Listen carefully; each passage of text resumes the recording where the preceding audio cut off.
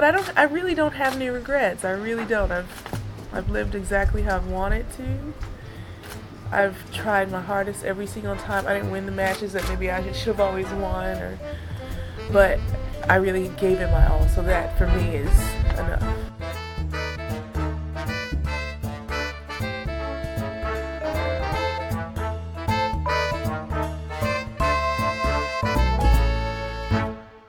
Hi everyone, welcome back to the Body Serve. I'm James. I'm Jonathan.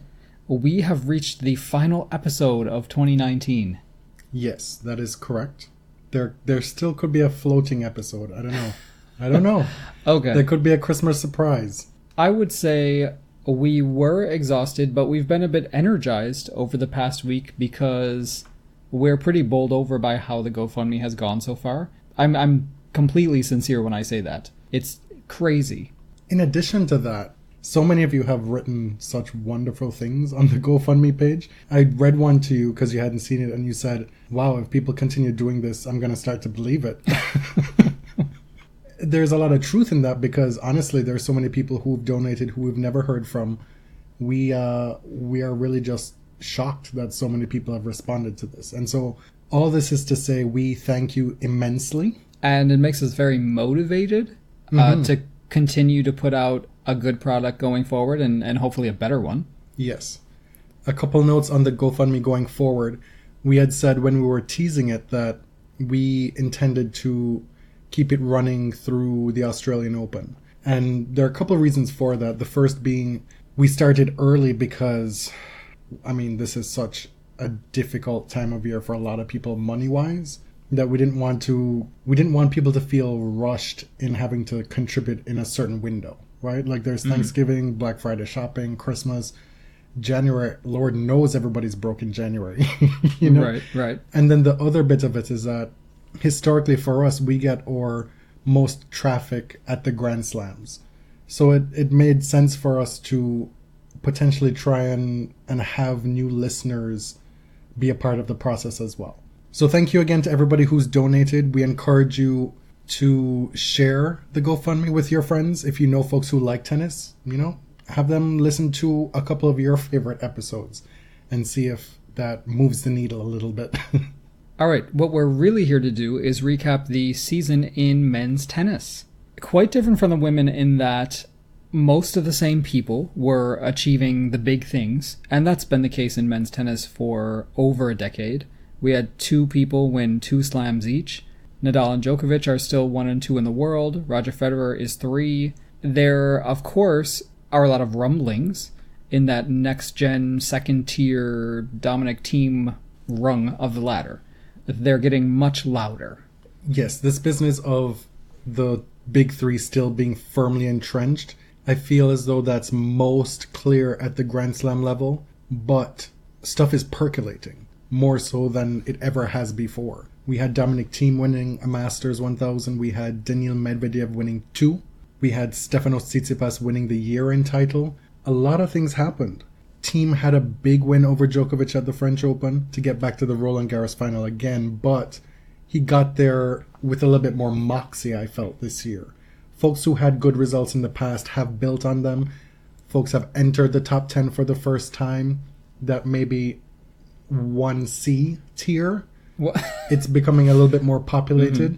And the young guys are on the come up. We saw a lot of young guys have big results this year. So if you're looking at the ATP Tour as far as what's the product going to look like going forward, I think it's in a more positive light now than it has been in the last few years because we've actually seen concrete signs of players stepping up. The trouble for the ATP going forward after the big 3, I felt it was a problem for them if you just skipped the entire middle generations and relied upon the Shapovalovs, the Auger-Aliassimes, the Khachanovs, all these young up-and-coming players, right? Medvedev, Tsitsipas. If the guys like Thiem didn't make a mark at all during this transition period, then you'd be in trouble because you could be in store for a few barren years. Right. But I don't think that's going to happen. No, I don't at this point. I remember a few years ago we were saying the ATP is in rough shape, like they need to get their house in order, And the next gen process has been kind of iterative. It's been like beta testing, and a lot of it has worked. Yeah. A lot of it is stuck. The difference on the WTA is that their next gen is winning big titles, and we're starting to see the successes of that investment in next gen on the ATP side. So, the 4 slam winners. Djokovic starts the year by beating a surprising finalist in Nadal, a Nadal with a reworked serve. If you recall, Nadal kind of blitzed his way through that field to get to the final. We thought that he stood a pretty decent chance because his game was so aggressive. Mm-hmm. And he was beating people so easily. As it turned out, Djokovic handled him probably as easily as he ever has in that final. He got clobbered. At Roland Garros, after a difficult clay season, Rafael Nadal wins number 12, La Duodecima, against Dominic Thiem for the second straight year in the final. At Wimbledon, we all know what happened at Wimbledon. It was both heartbreaking for some, invigorating for others. Tragedy and triumph. This match was one that was referenced probably the most with respect to any question we asked the listeners for this wrap episode. Mm-hmm. Favorite moment, most surprising, most shocking, funniest, depending how evil you are on the evil scale. Right. But for drama and theater, you cannot do much better than this match. No. At the US Open, we had another 5-set men's final. Rafa Nadal wins US Open number 4 in this decade, beating Daniil Medvedev. Rafa looked shook in the 5th set. And I remember saying that he needed to kind of wheel and come again in that 5th set because he looked tired. He looked beat physically and mentally, and he did it because Medvedev had serious momentum. On the Masters 1000 level, a big moment for Dominic Thiem, winning a Masters 1000 on a hard court, albeit a slower hard court, a grittier hard court, a more high-bouncing hard court. Whatever. But it was versus Mr. Federer. It was. In Miami, Roger Federer, coming off of losing in the final to Thiem at the previous event in Indian Wells, he wins beating Isner, the defending champion. That seems like ages ago that Isner was the finalist in Miami. I had to double check that it was even this year. In Monte Carlo, Fabio Fognini.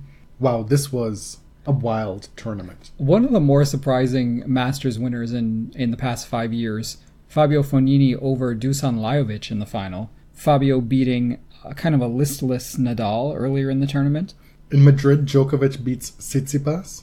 And in Rome... What happened in Madrid happened, and what happened in Rome was that Rafa won the title, avenging his loss to Tsitsipas in the semifinals, and then beating Djokovic in the final. You kind of left out a happened in that thing. It started off with Monte Carlo. What happened I didn't in want Monte to do the Carlo whole happened. thing. What happened in Madrid happened. What happened in Rome. Well, here we are. This is Rome. In that final, if you recall, Nadal beat Djokovic 6-love in the first set. That's when you got the sense that Nadal on clay was back in the driver's seat. Yeah. In Canada, in Montreal, Nadal wins again. He defended his Rogers Cup title, beating Medvedev. In Cincinnati, Medvedev reached, I think it was his 3rd straight final at the time, beating Goffin in the final. We get to the US Open, then Shanghai. Medvedev wins another Masters, beating Alexander Zverev, and that was Zverev's only big final of the year. And then it's capped in Paris with Djokovic winning his 2nd Masters 1000 of the year, beating Shapovalov, who had an exceptional finish to his year, winning a title as well. And finally, in the World Tour Finals, Stefanos Tsitsipas beats Dominic Thiem in the final. So we've got 14 big titles on the ATP. Next year there will be 15 with the Olympics, but of those 14, they were not quite as spread out as they are on the WTA. Nadal wins 4, 2 majors and 2 masters. Djokovic wins 4, 2 majors, 2 masters. And Medvedev wins 2 masters. So that's 10 of 14 won by 3 gentlemen. Right. On the ATP 500s level, of which there are 13 tournaments, in Rotterdam, Gael Monfils got a good start to the year. Laszlo Djere in Rio, he wins his first tournament. In Dubai, Federer scores the win. Acapulco, this tournament kind of loomed large over Wimbledon. Because when Kyrgios beats Nadal there, their rematch at Wimbledon becomes one of the most anticipated matches of the year.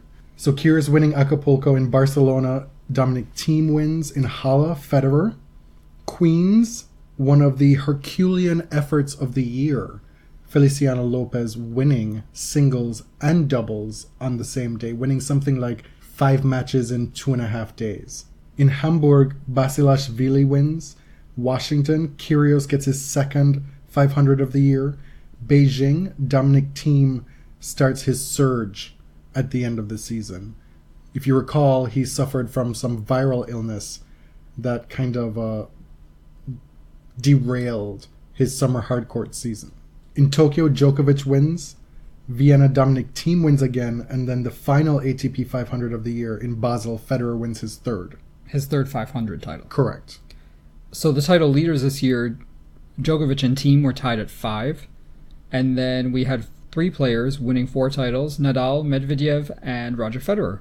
Not the 11 titles, 10 titles that we've seen in the past during the heydays of the big 3. But things are a lot more spread out these days.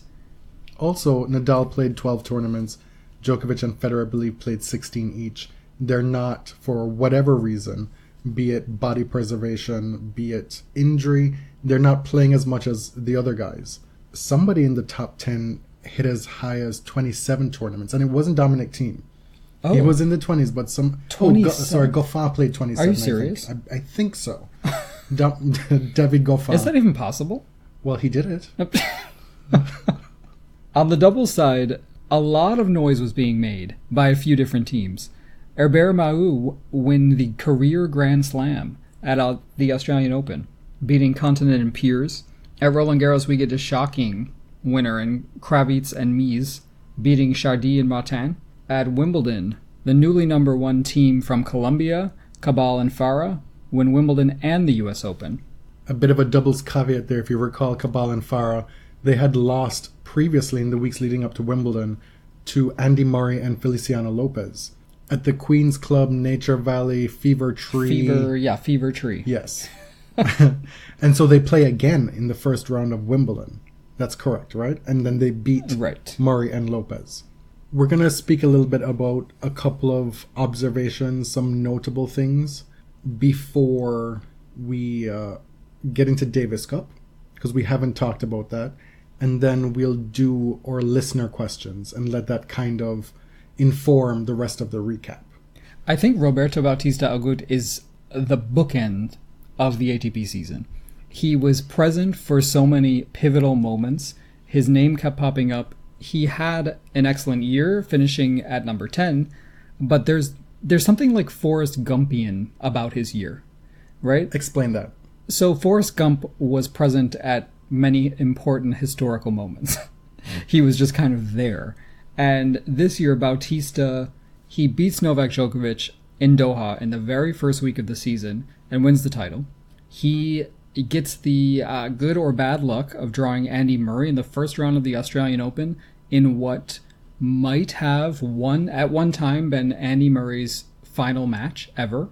There was so much emotion surrounding that match because Andy made this shock announcement before the Australian Open, and the tennis world was kind of on edge. Everybody was upset, and Bautista gets that unenviable task of playing and fighting against the great Andy Murray and possibly ushering him out of the sport. Of course, we didn't know then what we know now, but what a way to start your year in the very first 3 weeks of the year. But I think folks felt that if it were one person who had to be in that position, he would have been one of the few that you would choose. Mm-hmm. One of the nice guys of men's tennis. Workmanlike, who's built his game to the point where he has weapons now, that he's excelling, and he's still so humble. So then we get to Wimbledon. He is a surprising semifinalist. He has to postpone his bachelor party in Ibiza. Because he had no expectation of making it this far, to be frank. Eventually, Novak Djokovic avenges his previous 2 losses to Bautista in the semifinals. And Bautista goes on and has his bachelor weekend in Ibiza. It was a breakout year for him at the Slams as well, because he hadn't progressed to a semifinal before in his career. He'd been somebody who was there or thereabouts. Mm-hmm. And this year he was able to take it a bit further. And finally, in the final week of the ATP season, we get this just incredible story, a tragic story. He gets to Davis Cup to play for Spain, in Spain. He got news that his father's health had taken a turn for the worse, and he went home, left Davis Cup, was at his father's side as he passed away, and after the funeral, he came back. He came back and he won a match. And so for somebody who is known for being so workmanlike and just down to business, a lot of his personal life was big news this year. This happening 18 months after his mother passed away as well. Mm-hmm. I think a lot of folks want to lionize him and make him this Braveheart kind of figure for doing this. What's important to remember here is that there is no set way for somebody to grieve. And as long as you're not hurting somebody with the decisions that you make, let people do what they feel they need to do in the moment to get by. Bautista said that his father would have been mad at him if he did not get back to Davis Cup. I just kind of look at this from a distance and kind of be in awe of him. Not that he's any better of a person for playing this match, but because, let's be frank, the courage that it took to do it was inspiring.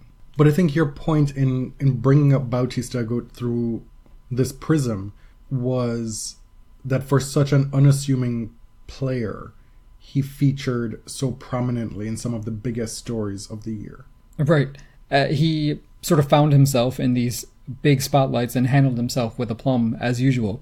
John Wertheim did some spitballing about the pivot point of the ATP season being Rafael Nadal in Rome, sort of the what happened at moment. He recapped quite succinctly his clay season so far, which was by his standards very disappointing, losing to Fognini first, then Thiem, then Tsitsipas, but going into Rome with no titles.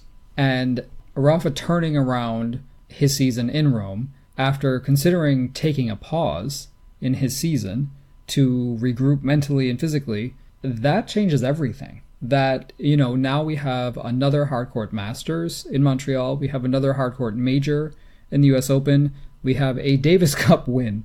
There's so much that changed on the day he won Rome. And I don't want to overstate that, but it's interesting to think what would or wouldn't have happened if Rafa hadn't been able to turn around his season there. I think more interesting for me is how momentum can shift so quickly with these top fellas on the ATP Tour. Djokovic can be looking lost at sea and something can click for him so quickly. Nadal can look like he's invincible at the Australian Open and then be totally vanquished by Djokovic in that final. And pick up a couple injuries, and then he's struggling through the best part of his season. And for him, it's almost never as simple as something clicking. He needs the repetition, he needs practice, he plays with a lot of doubt a lot of the time. He always talks about the good feelings. Once he's able to recapture that because of being willing to go through the struggle, like all these top players are, then we see a complete 180 for the rest of the season. But even at Wimbledon, it wasn't obvious that things were firing on all cylinders. He played extremely well to get to the semifinals and played not a great match against Federer there. And so looking forward, it was a little more difficult to predict that he would have so much success for the rest of the season. Like, it wasn't a foregone conclusion. Yeah, but it wasn't. That's part of momentum. But it wasn't unheard of either. No, but that's part of momentum. You then create your own luck as well. That stuff kind of snowballs. Whereas in Monte Carlo or Madrid, it would have gone against him in those matches where he was able to eke them out. Another observation I had from this year is that because of the way that Djokovic's season ended, we're looking at a season with 2 majors and 2 Masters titles as something of a disappointment. And I think it's unfair the way that his season is being painted in retrospect. It's absurd, frankly. Right? It's crazy. It's not one of his best seasons, but he has probably 5 seasons that are legendary Hall of Fame stuff. He won Wimbledon after being down 2 match points. He absolutely pummeled Rafael Nadal in the Australian Open final. We got the Paris indoors, Madrid on clay, and because, well, maybe not because, but part of the reason is that he didn't do well at the World Tour Finals. Serbia didn't go on to the semifinals at Davis Cup. I'm struggling to understand how anyone could be disappointed by Djokovic's season. He was so close, like within shouting distance of number one, and he's still struggling with the elbow injury. So I'd say, like, cut him a little bit of slack here. One of the other big themes of 2019 was Andy Murray in general, and the wild ride that we went on with his career and the prospect of him retiring, starting in Melbourne, and then ending up with him coming back at Queen's, winning his very first tournament back as a doubles player with Feliciano Lopez, eventually winning a title, a whole ass title in Antwerp, beating Stan Wawrinka in the final. It's so difficult. I do not have the words to describe all that happened with Andy Murray in 2019. And we just sat down last night to watch his documentary, or as Rochesterians say, documentary, on Amazon. And it was an emotional roller coaster, which sums up what his entire season was. Lo and behold, we didn't know the full 100, the full extent of just how much an emotional roller coaster it has been for him in the last 2 years. It was surprising to me how much access he allowed the filmmakers to have. He left these voice memos that were raw. He revealed a lot more, I think, than he has in the past about his experience with the Dunblane shooting.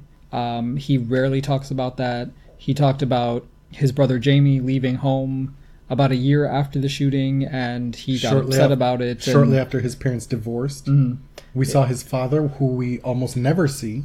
We also saw the inside of his hip. Wow. We saw if you want to see more graphic, gratuitous footage of a hip resurfacing, you know where to go. We saw way more of Andy Murray than we ever imagined we would have. Like we talked about before, during Australia, it looked like he believed this could be his final tournament. He decided to take a chance with Bob Bryan's advice on the hip resurfacing surgery, and now understanding this as kind of the end of a 2-year process of trying literally everything and nothing really working. He breakdanced. He did breakdancing. If you want to see Andy Murray breakdancing, watch this documentary. And now that you've made fun of how my people say it, you don't know how to say it right. I know, I said it all kind of messed up just now. There's still some, I think, uncertainty about how the hip will hold up over time. His doctors said something like, if you put in 7 years of professional tennis, there's a small chance that the hip could be destroyed. No, the doctor said, what if I told you that for 7 years of playing tennis, you'll have to deal with a 15% or 30% chance of your hip being total shit again? What would you do? Would you still play? So I think he's decided to play, but I mean, is he really asking for 7 years? It seems like he's happy with anything right now.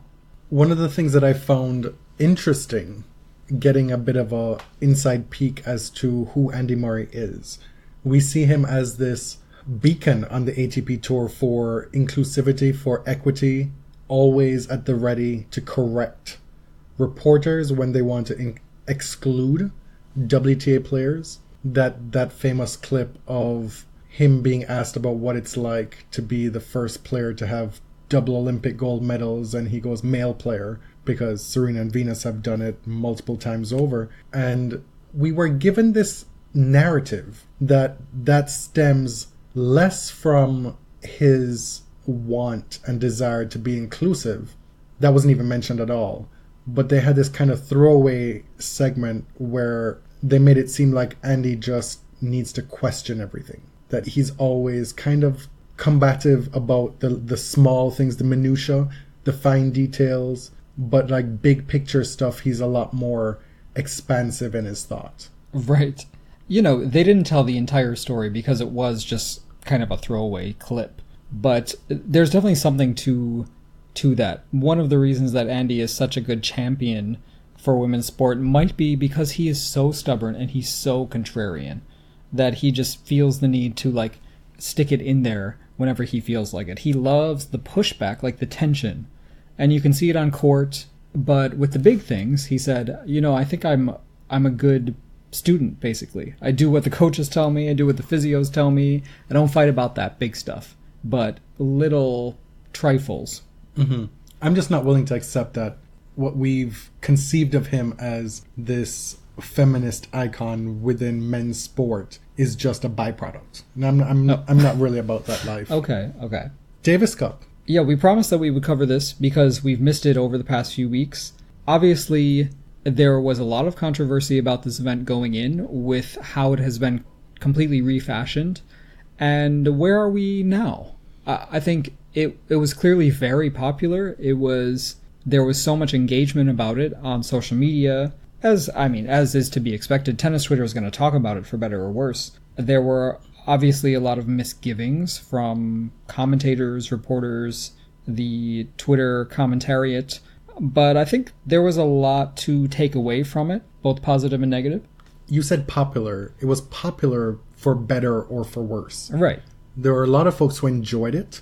There are a lot of folks who hated it. We talked about in our pre-Open era episode just how important Davis Cup was in the first 50 years of the century, of the 20th century. Right.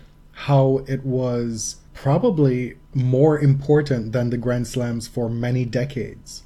And it's just in the last 20 to 30 years that has changed, right? And so with the tethering of Davis Cup to nationalism and the use of sport as propaganda to further nationalistic goals, that tethering has become frayed over the last couple decades. Mm-hmm. And so the import that Davis Cup held for such a long time as being the banner event for all these tennis federations around the world, it's no longer the case. It's still there, but it's reduced.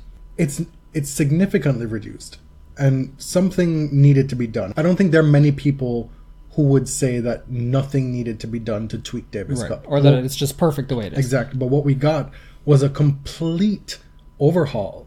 And this overhaul seemed to play second fiddle to a second-year exhibition in Laver Cup. And so you go from Davis Cup having this rich history to kind of an afterthought at the end of the season. What this tournament should be thanking its stars for is one Rafael Nadal Pereira, because on home soil, he carried that Spanish team to that title. And that was able to brush over a lot of the flaws that could have sunk this event in the first year. Right. So what worked is that the buy-in from players was clearly present.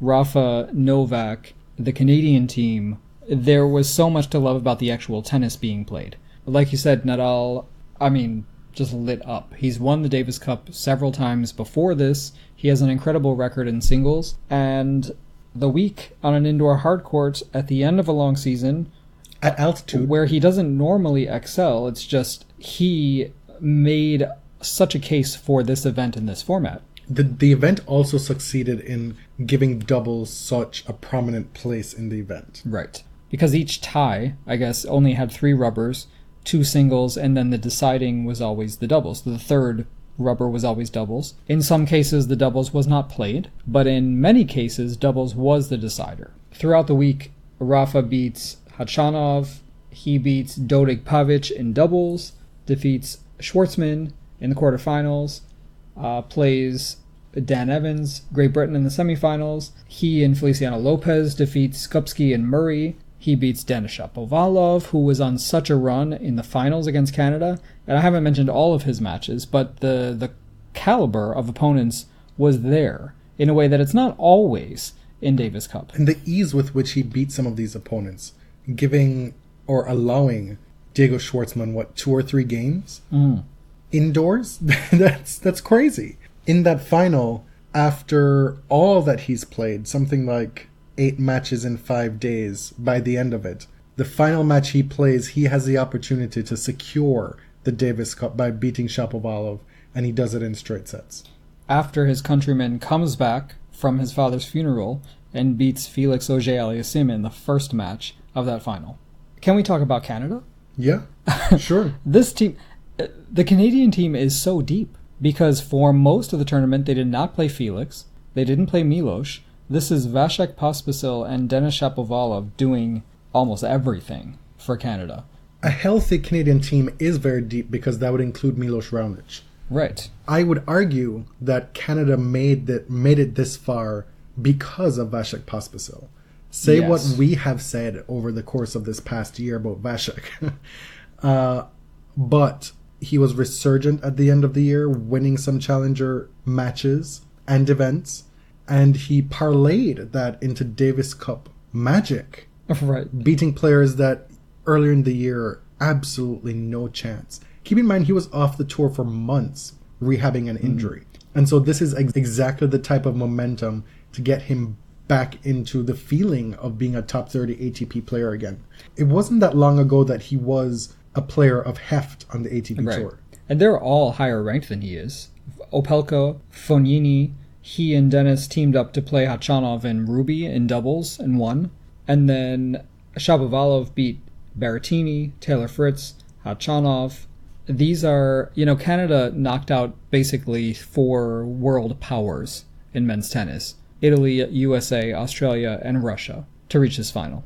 The things that didn't work, it has to be said that it is unfair, given the history of this event, that one team maintains such a strong home court advantage throughout the entirety of the tournament. Right. When the character of Davis Cup historically has been these raucous home court advantages, these home crowds, and a lot of fans are just simply not going to be able to come and create that kind of atmosphere. So Spain had kind of an unearned advantage by being at home. Or being in bed with PK. Oh, right. I mean, what other ways there to look at it? Right. Why was Madrid picked as the first host? But going forward, if this is the format, any country is going to be seriously advantaged. Yes. The website, the app, was atrocious. I mean, we mock Grand Slams sometimes when they have faux pas. We've seen this happen time and time again, but this took the cake. This was bad from start to finish. I think that's a larger thing in tennis. Like, why should we not use Google and all these scoring apps, Wikipedia even? What are your digital properties doing better than those? You know when you're following a tennis match and you need to find something out. You need to find out, well, what is the head-to-head of this player against that player? Are you going to go to the ATP website or the WTA website? I don't. No. Where are you going to go to get a live score? Are you going to take the time to open the Pro Score app, or are you going to just Google the name and then it'll pop up right then and there? It is disappointing that there isn't one spot where you can feel comfortable to get everything that you need to follow tennis if you are that keen about it. There was too much tennis in this week. I think it's too much to pack into 1 week. And the matches went way too late. It's not great for fans. It's not great for the players. That's something that I hope that they work out in the future. And the larger issue that this is going to bubble up a lot over the next few years is that the calendar is a problem. Right, over the past few decades, these tennis associations have been trying to balance a lot of interests in their calendars. And you've added Laver Cup, which is Roger Federer's event through the ATP. You've now added the ATP Cup in January, and there's the Davis Cup. So you have all these team events that are supposedly happening every year, and you worry about oversaturation, buy-in from players. And the thing, like, with players, if there's money and there's this sheen of prestige involved, the top players are going to play and they're going to try. Because that's just who they are. Well, to answer your question, maybe the problem that you describe of oversaturation, the answer to that from the organizers was just to not make it accessible to folks. So you just couldn't watch it. Because who could really find the Davis Cup to watch it? I know. This is going to be an issue going forward because these events are novel now, but in a few years they won't be. They're not going to be as exciting because it won't be new. So you have to find a way to make this sustainable in the future. Davis Cup, I was prepared to hate it. I didn't hate it. I found myself interested by the end of it. Of course, I like a lot of the Spanish players, so that was not surprising in that respect. And I also live in Canada, and I have a vested interest in following Canadian tennis. Right. So for us, it was about as good a result as it could have been in terms of keeping our interest throughout the week. Roger Federer and Alexander Zverev did not have a vested interest in Davis Cup. They were like, fuck that. Well, Federer has other things going on. I don't think it's shocking that he should choose to not play Davis Cup in this format at the end of the season. No. Like, he had scheduled this Latin American exhibition tour, which is awesome because how often does South America and Central America get to see Roger Federer, if ever? And he took along young Alexander Zverev as a partner. who we know hated this iteration of Davis Cup. Right. He talked about it like it's something that he's known his entire life. And how dare they have messed with it. Right. When in fact he's played it like 2 or 3 times, right? But his opinion, as I sit here mocking him, was that it was a travesty, it was terrible that they were doing this at Davis Cup, and he had no desire to be a part of it. And that is an entirely valid opinion to have. No, I'm not mocking that at all. I think this Latin American tour is awesome. I think bringing tennis to fans in different countries that rarely get it is super cool. They played in Santiago. They had to postpone or cancel the match in Bogota because of protests. And we get to Mexico City, and 42,000 people attend this match. This is possibly the biggest attendance ever for a tennis match. I couldn't verify that, but that's what I've been hearing. That's what we've been told, and they expect it to be broken when Nadal and Federer play in South Africa. So honestly, I'm not one to complain about exhibitions because, it's not the same exertion as real matches that actually count. Let them make their money and let them complain about the calendar too. I think those are not mutually exclusive. Which is to say, somebody can complain about the calendar and still be able to go make a few bucks here and there without you being... Because it's not the same. Without you being nasty about it. Folks like to sit here and tell you what you can and cannot do. Right? Just sit there, sit there on your mother's couch in the basement and just let it be. Let them eat be. your food. And let Mexico City while out because Roger Federer is there. But what I did find hilarious was some folks who traveled to Mexico City to go see that match were then having things to say about people who traveled to Madrid to go watch Davis Cup. Like, hello! Oh, man. Like, what is going on? Let people live. This is tennis in the middle to end of November. Let's just get through it. I know. So we asked you again a few questions about your impressions of the ATP season, and you were all very generous in sharing your feelings. We asked, what will you remember most, which I realize is very open-ended. Well, we want to get as many responses as we can. And to the question of what will you remember most, Bad Toss says Transcendent Rafa, Resurgent Andy, Surging Team, and Plummeting Gimelstob. We've touched on 3 of these 4 things already. Yeah, we have not talked about Plummeting Gimelstob, but I think we well and truly covered this topic throughout the year. We did. So we encourage you to go back. We make timestamps so that this stuff is easily accessible to you. I was going through our outlines for all the episodes this year. We talked about Players Council and Gimelstob like a lot. So I hope you all were interested because I started to get a little bored of it. But Bad Toss, she hit on a lot of things that you all responded with. That US Open final and the Wimbledon final. Those are things that kept coming up. Simpsons Paradox at Little Wonder 168 mentioned Rafa kneeling to catch his breath in the 5th set. And there's a lot of symbolic import to that as well because we know how that match went. It was very touch and go into that 5th set. Brad Hunter offered the Medvedev experience at the US Open and his relationship with the crowd from match to match, how he went from embracing this role as villain to accepting culpability for stuff he may have done wrong on court and then transforming into Cinderella almost by the end of it. Swing Volley mentioned that one of the things to remember most was Medvedev becoming a troll master. Shoals Talk Tennis had a similar response. Right. He became quite skilled at it as the week goes on. And I do want to circle back to something that we said on our US Open final, which I think could have been misconstrued. Because we mentioned the stereotype of this kind of Cold War Soviet villain, right? That you saw like throughout U.S. culture for many, many years. And I grew up in the U.S. I saw that growing up. I don't want people to think that we were supporting that. No. Like, what I thought Medvedev was doing was ironically embracing that villain archetype. So if I was misconstrued, it was probably our fault anyway. But I don't want people to think that that's how I see the world. But also, even if Medvedev weren't in the moment aware of that aspect of it, in effect, that's how a lot of it played out. Right. To the people in the stands and the casual, especially the casual viewers watching tennis, right? Mm-hmm. We have the rise of Team and Tsitsipas from @Rosso_Neri. I think James Shank wrote Robert Farah. That's it. That's the tweet. That's 2019. Which, if you're not a social media follower of tennis, I think what James is referring to there is Robert Farah's insistence on thirsting up his Instagram. Mm-hmm.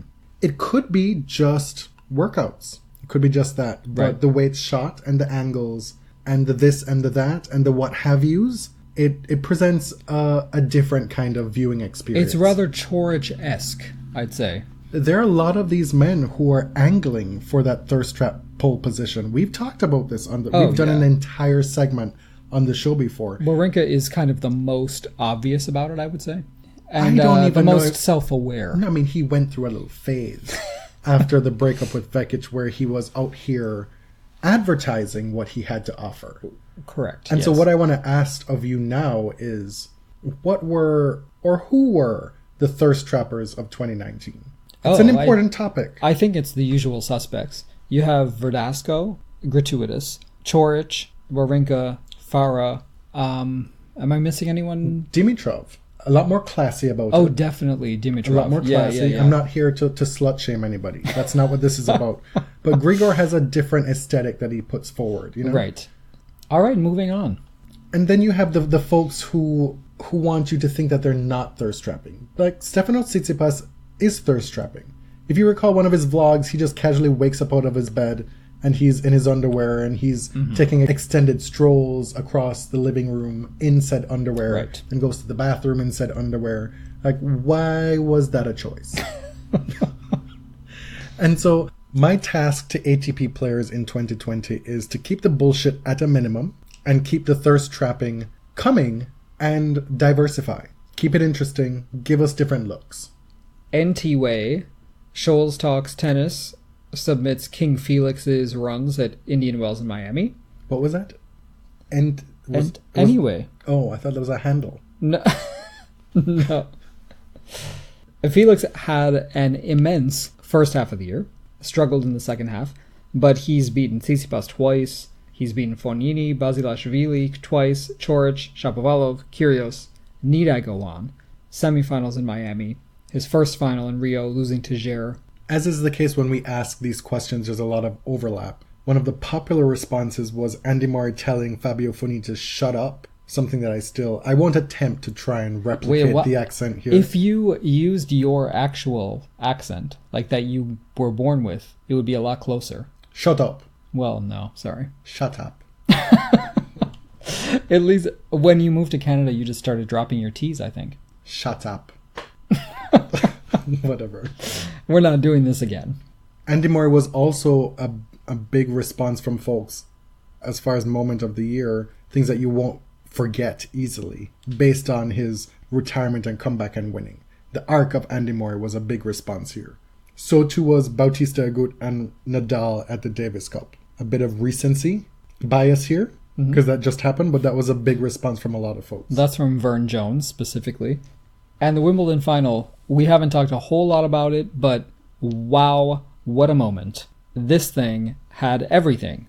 I'm not going to repeat the infamous score because it is triggering for Federer fans, but Novak Djokovic overcame 2 match points on Federer's serve to win the Wimbledon Championship. I liked this from our follower at Viking Drew B. He said, quote, Federer one good swing short of the greatest moment of his career. Wow, that hurts. That is rough. And I think that's what a lot of Federer fans felt in the moment and in the ensuing months, and possibly still to this moment. Right. because we saw a lot of hurt being carried through the second half of the year. Do you remember exactly where you were when Federer lost those 2 match points? Yes, we were in the car listening to them on satellite radio. Yes. Which you've let that subscription expire and you need to get on that. Uh-huh. That's been like 3 months now. Uh-huh. But Why, you can't? Are you no, but incapable or? you have that account set up. Like, you deal with that. I deal with other things. But yeah, we listened to it on radio, which was an entirely different experience from watching it on TV, and it was devastating as a non-Fed fan to watch. When Right. we came home and because we had it taped, we came home and watched it and was like, wow, that was I mean, the both of us have kind of a neutral interest in that match, but seeing anyone go through that is just, it's a lot. especially when it felt so unforced. Yeah. And so again, commiserations to Fed fans across the globe, because that was a memorable moment of 2019, but not in a good way at all. But still, Federer won 4 titles. He won a Masters 1000 in Miami. He won 3 500s.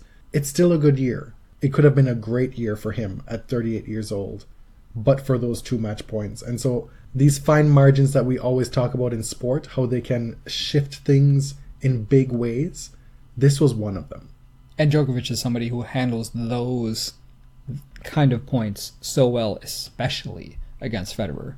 Like, you can envision several of them in your head right now. Yeah, but that's why this is so painful, because Yeah. that's not what that was. True. You're right.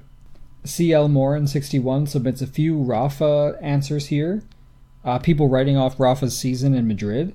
The Nadal-Kyrgios Wimbledon match, which was actually very good, if you remember. And both players had a game plan.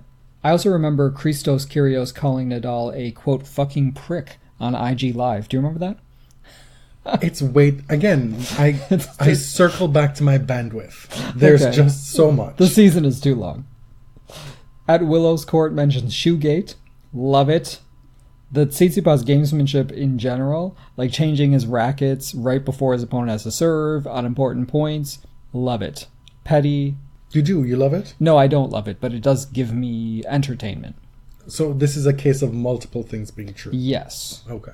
And thank you to @BeMoreMala, because this tidbit about Tsitsipas and Osaka doing that Instagram live, do you remember that? And then promptly unfollowing each other. Because I had forgotten this. Stefanos released DMs with Naomi. Or we think it was with Naomi. And No, it was with Naomi. It was? It was. Oh, we know that? Yes, we know this. Oh, okay. Yeah, I have a feeling she didn't really find that cute. But it carried on after that for a little while. There was another incident where they were going back and forth on the internets, and then this happened. Oh, okay. The next question that we asked our listeners was, what were your surprising or shocking moments of the 2019 season? Does anything shock you at the end of this decade? Grigor's topsy-turvy season was a bit of a surprise. That was proffered by the swing volley. Cheryl Harris at CHD111 gives us Lopez winning singles at Queens and doubles with Andy Murray at Queens Club, having to win all those matches over the weekend. That was a legitimate surprise. Also because it was Murray's first tournament back. He didn't come back in singles right away. He played quite a few tournaments in doubles. The first one being at Queens Club. They take out the number 1 seed in the first match, beating Farah and Cabal, who then go on to win Wimbledon and the US Open, finish the year as year-end number 1s in doubles. That was a big result. Scholes, again, gives us Novak giving a 15-minute answer on Players' Council and Gimmelstob. And I actually had to ask him which one this was. Because I feel like there have been a lot of extensive dialogues with Novak Djokovic about this issue. A few times, I can think of 2, that he got kind of upset. This was one of them. He got very testy, but then expanded. What was surprising to me was that he kept being caught off guard by these questions. Right. He would say, I haven't had the chance to read the victim letter. Get back to me. And then when folks get back to him, he's like, well, we're doing this again? Atlee_tennis says, given how Novak picked apart Nadal in the Australian Open final, surprising how the year went. 2 slams, year and number 1 player of the year. Surprising for Nadal, that is. Catherine Shaw says Fonini winning a Masters was an unpleasant surprise. And we concur. We absolutely concur. But it happened. Fabian, quote, tennis allowing a football player to commandeer its oldest institution. Very succinct and very to the point. Okay, Fabian. You got your point across. Funniest moments of 2019. This one is referencing my Russian doll sequence of tweets from February through July. At Sunshine11 says Sandgren's losing streak. And so I got a little bit petty, and each time Sandgren would lose in the first round, and I believe it happened 9 times in a row, I would tweet about it. Very matter of fact, and just saying that he lost. Right. But what hath thou wrought? Because he reached the round of 16 at Wimbledon, and he beat Jo-Wilfried Tsonga at the US Open. No. So I'm blaming that on you. He beat a 34-year-old Frenchman. It's the end of the season. The sentence is finished. I had hoped that 2019 would see the disappearance of Sandgren. It didn't. He won in Auckland. He gets these 1 or 2 results a year now that keep him afloat in the rankings. He's in the 60s. And this was my pushback. And he still had enough money left over to contribute to our GoFundMe today. You all think you're cute, huh? A lot of folks have had some jokes. However, if I find out these are actually the real people, I'm going to be stunned. Yeah, I mean, I would like to think it's a fake Coco Vandeweghe. We know it's a fake Kendall Roy. That is... Because he is a fictional character? Yes. Mishi Tennis says the Kyrgios Tsitsipas summer fling, shoelaces. The summer fling, that was something, right? The private jet with, what was it, Kyrgios, Tsitsipas, and Medvedev, which was a powder keg. The social media profiling, repairing these relationships, that was hilarious to me. And the shoelace thing. Kyrgios presenting Stefanos with a fresh pair of shoes to preempt the Tanya Harding shoelace moment. Del Sarto 13 offers Novak's Not Too Bad. Not too bad. No, that's not it. Not too bad. Mocking Ubaldo. Yes. We'd be remiss if we didn't mention that a lot of 2019 was the top players mocking Ubaldo Scanagata. For sleeping. Most of the time they're having fun with him, except for that incident with Rafa. And Vern Jones submits Maraili Bon. The top men's players trying to pronounce English place names. Which, to be fair, I speak English, you speak English. This shit is impossible. How are you supposed to know how Marylebone is pronounced? I'm not even going to go there. Based on the way that it's spelled. At the O2 finals, these players were tasked with pronouncing these British names, these towns, these places. And what Vern Jones is referencing specifically, I think, is the overall experience of Marylebone. No, but how enthusiastic Rafa was to say it incorrectly. Yes, that was my favorite one, where Rafa says Marylebone, which pronounce that shit phonetically. Do it. Yeah, it makes perfect sense. You've added here pettiest moment of the year. I've put up a few nominees, and after I would like you to vote. It's just you. You get to vote. I have Bill Babcock, who you might remember was he was the president of the Grand Slam board, I think, and he was the one who fielded the response to Bernard Tomic after he appealed his first round performance fine at Wimbledon. And he wrote the pettiest letter I've ever seen about how there's no evidence, Bernard, that you'll change your behavior in the future, so why should I grant this appeal? It was nasty. We did a dramatic reading about it back in July, I think, or August, when the letter leaked. It might have been our first ever dramatic reading. It might have been. So Bill Babcock, then I have Nick Kyrgios's entire social media presence, just a lot of rude comments. Some might say cyberbullying. Other might say trash. As is your wont. The next nominee is the ATP. which announced their new World Tour Finals prize money in 2021 of $14.5 million, very shortly after the WTA announced their record-breaking prize money of $14 million in Shenzhen. This was a Price is Right moment. You know how when they're bidding, the 4 players are bidding on something. This was the... I don't think this is an appropriate... No, it is. It's so somebody bids 1,000, and the next person says, Bob, I'll bid 1,001. Oh my God. It was so petty because this is an arbitrary number, right? The ATP landed on 14 point something just to overbid the WTA. I'm not joking. I see where I'm not joking, bitch. I see where you're going, but I think that comparison is tenuous at best. I don't think so at all. And finally, pettiest moment of the year, us. No, you're talking about me. Us for any number of reasons, but banning Jo-Wilfried Tsonga. Banning the 34-year-old Frenchman. Again, I mean... You are taking steps that are out of line. You're making my case. No. Because you won't need even... to respect the process. You won't even say his name. Respect the ban. The ban is there for a reason. Like he's Lord Voldemort. You won't even say his name. It's a reason. The time will come when the 34-year-old Frenchman's name shall be called on the podcast again. But we need to understand that he lost a 2-sets-to-love lead to Tennis Sandgren at the US Open. But you'll say his name. What is that supposed to hurt? Is that supposed to cast me in a terrible light? Am I supposed to look like the villain here? I think not.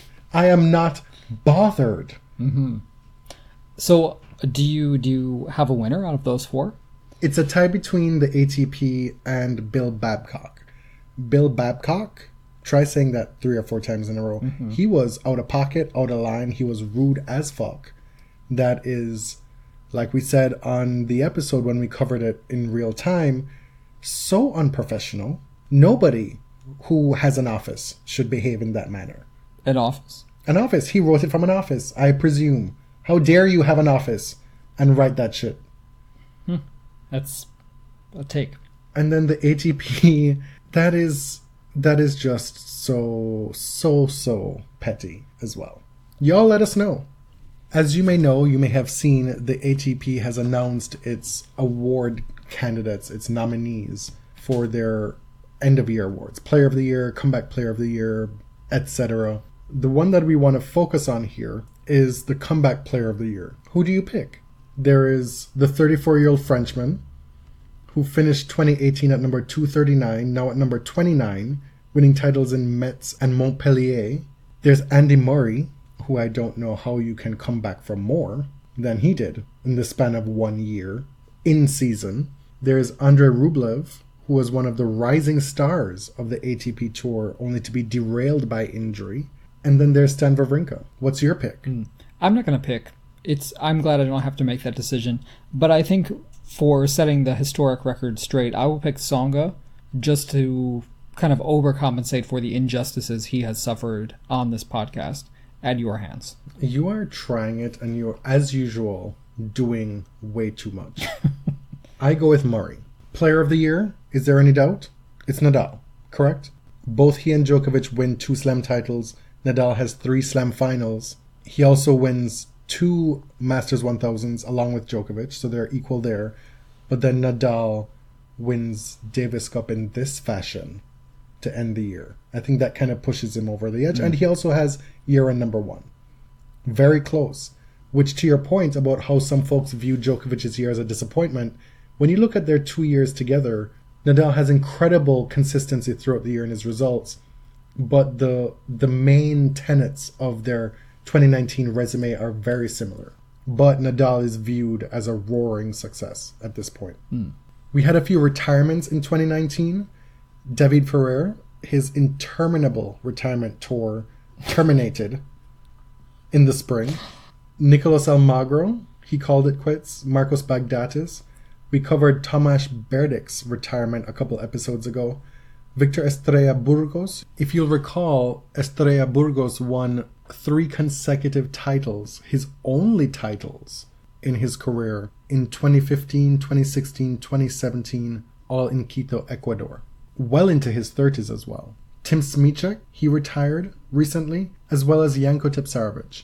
And I want to say a couple words about Janko Tipsarevic, because one of the things that came out of Davis Cup with Tipsarevic on that team and Serbia failing to advance to the semifinals was this press conference that got a lot of play for the emotional nature of it. And one of the reasons for that was the fact that Janko Tipsarevic was retiring. I want to state for the record that I have not been moved by that press conference, and I will not be moved by that press conference, for the sole reason that Janko Tipsarevic is one of the worst offenders as far as sexism in tennis and male chauvinism on the ATP Tour.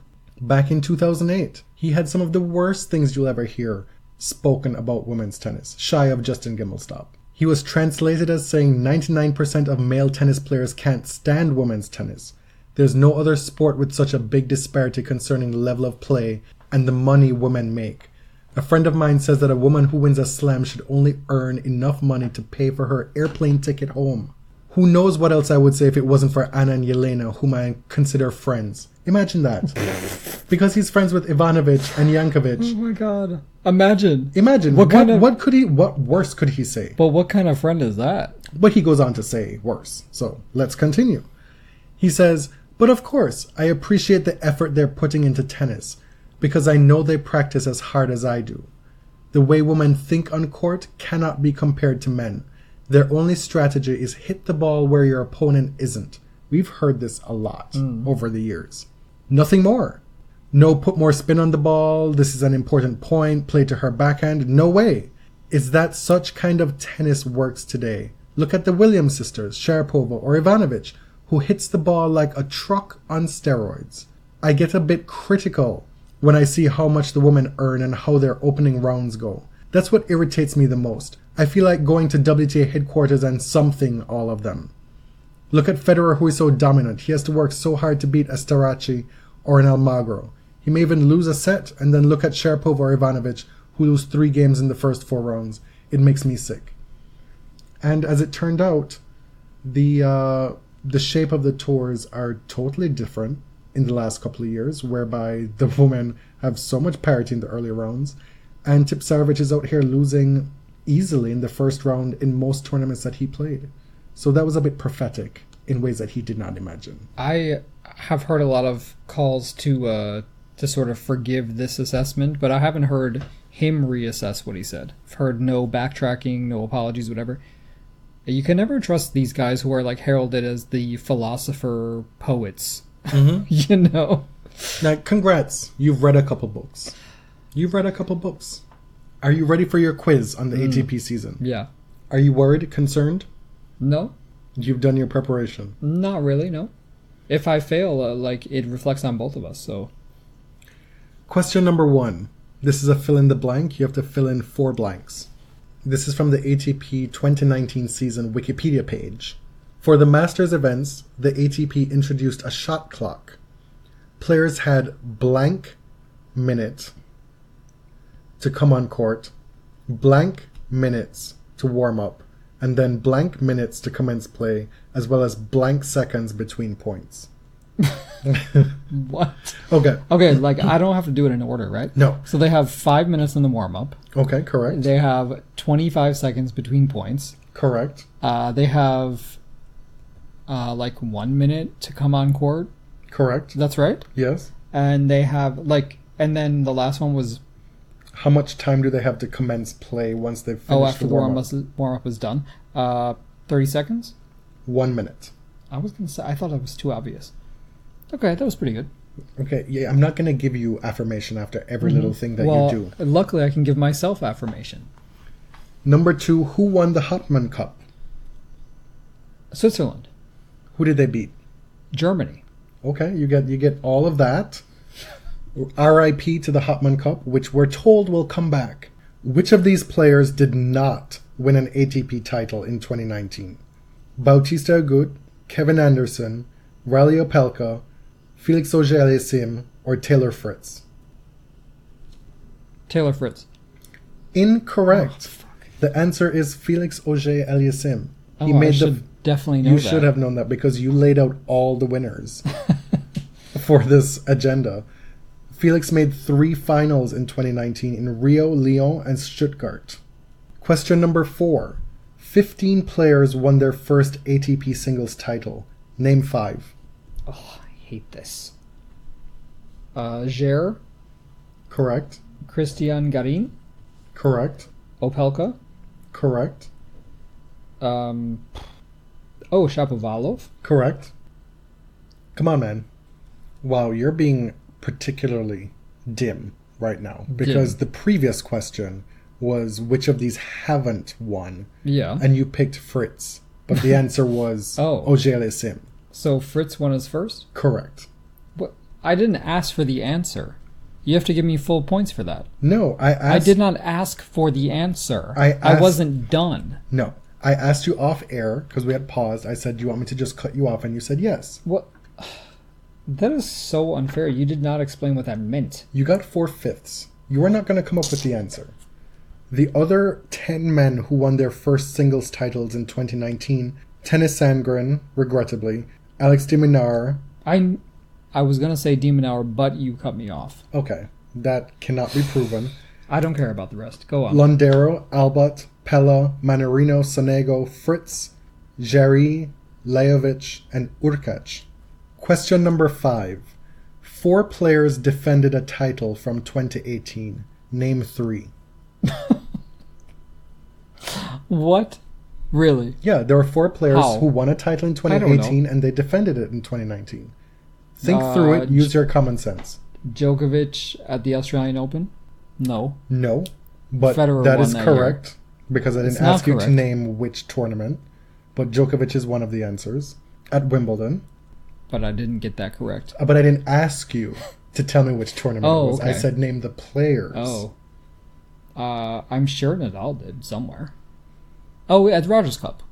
Yeah, he did. Does that count? It does. 2 different cities. Also, the French Open. Yeah, okay. Also, Rome.